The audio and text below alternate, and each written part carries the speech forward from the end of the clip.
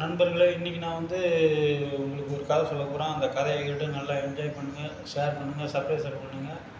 வாங்க நம்ம வந்து கதைக்குள்ள போயிடலாம். ராஜா விஜயநகர ராஜாவுக்கு வந்து உடம்பு சரியில்லை.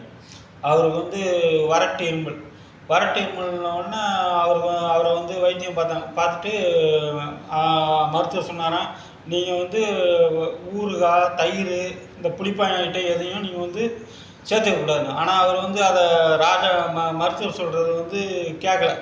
மருத்துவரும் அவர்கிட்ட வந்து எடுத்து சொல்லியும் அவர் கேட்காம இருமிக்கிட்டே இருந்திருக்கு.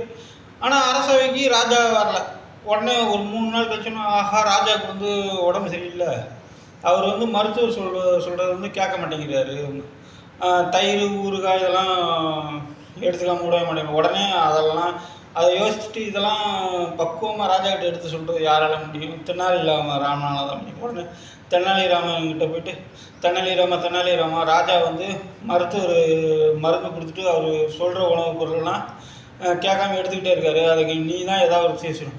சரி, நான் போய் ராஜாவுக்கு எடுத்து சொல்கிறேன்ட்டு அவர் போயிருக்கார். ராஜாவுக்கு போயிட்டு ஒரு மருந்து எடுத்துகிட்டு போய் கொடுத்து, ராஜா இந்தாங்க உங்களுக்கு மருந்து. கொடுப்பா, இந்த மருந்து குடிச்சிங்கன்னா நீங்கள் வந்து தயிர், ஊறுகாய், புளிப்பானடி எல்லாம் எடுத்துக்கலாம், உங்களுக்கு உடம்பு சரியாயிடும். சரின்னு ராஜாவும் அதை மருந்தை குடிச்சிட்டு அதையும் சாப்பிட்டு இருந்துக்காரு. அப்புறம் ஒரு வாரம் கழிச்சு தெனாலிராமன் போய் பார்த்துக்கிறேன்னா, ராஜா உடம்பு நல்லா ஆயிடுச்சா? இல்லைப்பா, உடம்பு நல்லாவும் அவங்கள சரியாக அவங்கள அதே மாதிரி தான் இருக்குது. சரி ராஜா, இதனால் உங்களுக்கு 3 நன்மை இருக்குது ராஜா அப்படின்ட்டு. என்ன நன்மை சொல்லுங்கள் தெனாலிராமா அப்படின்ட்டு இருக்காரு. முதல்ல திருடமையில், அடுத்தது வந்து நாய் வராது, அடுத்தது வந்து உங்களுக்கு வயசே ஆகாது. அப்படியா? சரி ராஜா, அப்படின்னா அதுக்கு எது இந்த மருந்தை குடி. சரி குடிங்க. அப்புறம் திருப்பி ஒரு 3 நாள் இருக்குன்னா, ராஜா சரி தெனாலிராமா, நீ வந்து சொன்னி இந்த மாதிரி இந்த மருந்துனால 3 நன்மை இருக்குது அப்படின்ட்டு, அது என்னென்னு சொன்ன. நீங்கள் இதே மாதிரி புளிப்பான ஐட்டத்தையே சாப்பிட்டுட்டு இருந்தீங்கன்னா உங்களுக்கு வந்து நீங்கள் வந்து இருமிக்கிட்டே இருப்பீங்க. அப்போ வந்து அரண்மனைக்கு திருட வர நினைக்கிறவங்க கூட பார்த்துட்டு, ஐயோ அங்கே முழிச்சே கிடக்குறாங்கன்னு வரமாட்டான். சரி, அதுக்கு தெரிஞ்சு போச்சு. 2வது நாய் வராதுன்னியப்பா, அதுக்கு என்ன வழக்கம் அப்படின்ட்டு.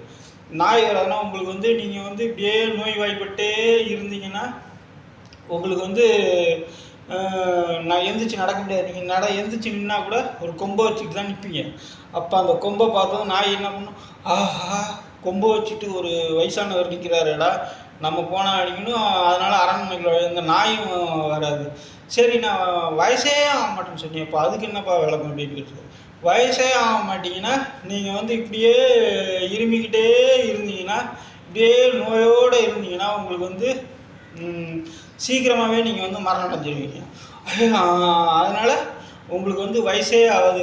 உடனே இதை கேட்டதும் ராஜாவுக்கு பகீர்னு ஆகிப்போச்சு.